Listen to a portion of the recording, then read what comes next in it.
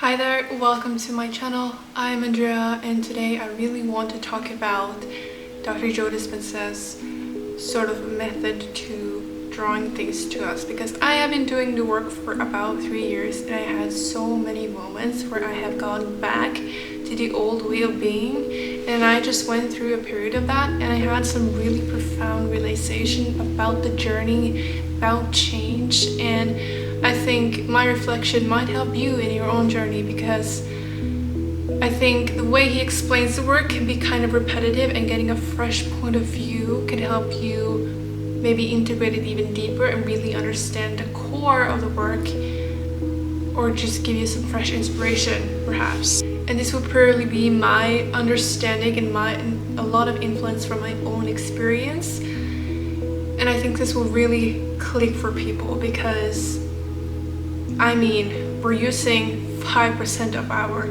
consciousness to bring this change up front, and it's not an easy task. It really does make a clear picture of how hard it really is to change. I will do my best to talk in a coherent line so you understand the bigger picture of how the work is, and simplify it. It's very important to simplify it, because we don't need more information. We just need to really get like crystal clear information on what to do and then do it. So if you're familiar with Joe's work, I don't really need to get into the details, but I will give you my view of the method that he is teaching to maybe click something within you, which it really did for me. So we understand that we all live off programs. We are literally a computer that has all these different codes that's been installed in us since childhood, through experiences,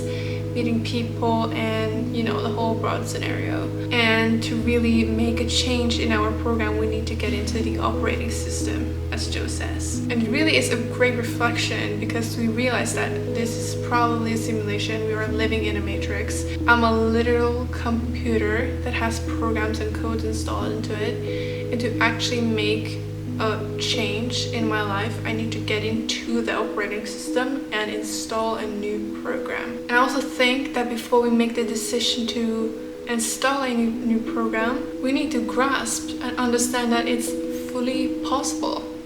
It's fully possible. And maybe you don't even feel like it, but I'm here to tell you that it is. Reality itself is a bizarre concept when you really think about it. I think about this a lot. And maybe you've woken up to the realization that I'm human, I'm a soul, I'm just here chilling, and I'm gonna make the most out of this life.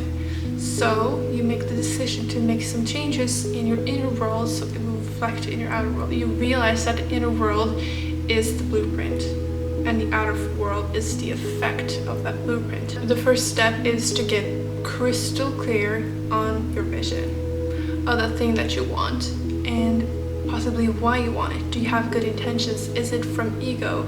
Just sprinkling a little bit of higher awareness onto your desires.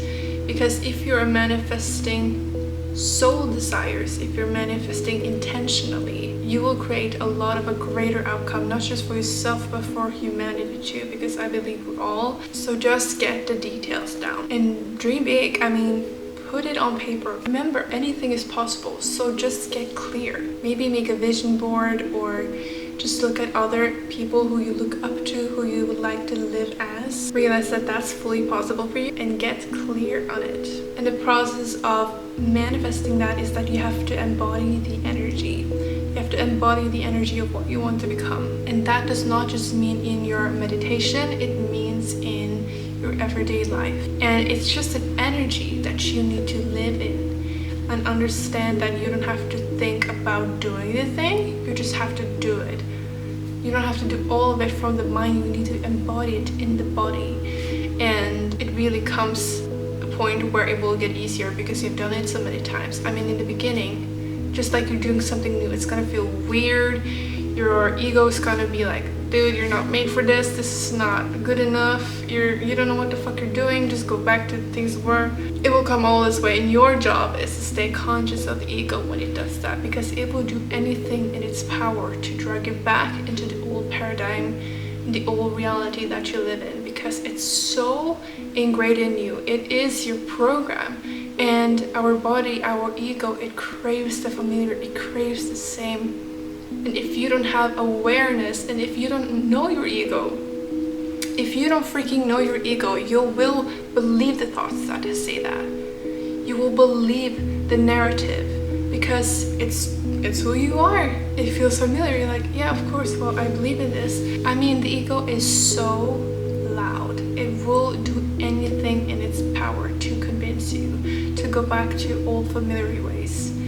It knows your pain points. It will really dig deep into them, and it will do anything in its power. And as long as you have the awareness that that's a thing, that's going to happen, then it really does help you in the moments where that will occur, because it will. It's inevitable.